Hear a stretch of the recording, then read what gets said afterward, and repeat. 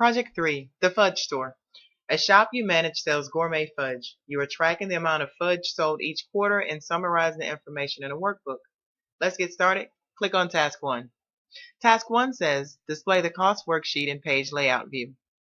Then insert a page break between row 20, Cracker Jacker, and row 21, Raspberry Chocolate. First thing we want to do is make sure we're on the Cost Worksheet tab. Click on Cost. Go over to the bottom right, and here the first one you see is Normal Layout View. You want to click on the second option, which is Page Layout View. Select it, and your Page Layout View appears. We want to scroll down until we get to row 21. We're going to highlight row 21 because we're going to go to the Page Layout tab. We're going to look for breaks, and we're going to insert a page break between row 20 and row 21. Now you see that row 21 is a new page. Mark completed on task 1, and let's move on to task 2.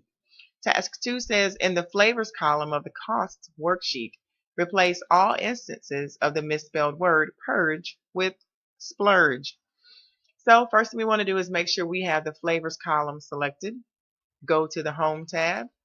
Go to Find and Select Replace. You want to find what? Purge. You want to replace it with splurge. Click on Replace All, and you'll see it now says Chocolate Splurge instead of Chocolate Purge. Close it, mark completed, and let's move on to Task 3. Task 3 says, on the Profits worksheet, enter a formula in cell A29 that uses an Excel function to return the average cost of the fudge flavors based on the values in the cost column. So the first thing we're going to do is click on the Profit tab to make sure we're actually on the Profits tab. Go down until we find cell A29. In here we want to insert a function that's going to give us the average of the cost. So click on Auto Sum and select Average. You're going to scroll up and you're going to select the information that's in the cost column. You're going to start off with 2.14 and highlight all the way down until you reach 1.5, which is the last information of data in the chart for cost. After you have that information in, hit enter on the keyboard and it pops up with the average cost. Mark completed on task 3, and now let's move on to task 4. Task 4 says, on the profits worksheet, include the total profit data on the flavors, expenses, income, and profits chart. In order to do that, you must first make sure you are active on the chart. Click on the chart. When you do that, you get the Chart Tools Design and Chart Tools Format tab.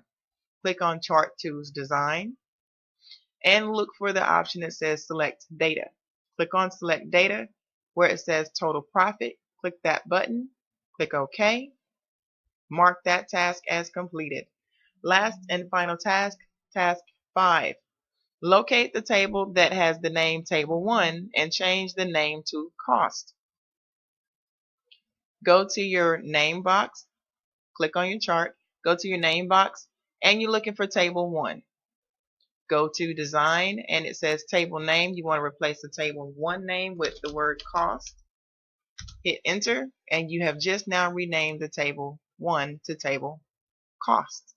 Mark that as completed and let's grade it. Good job.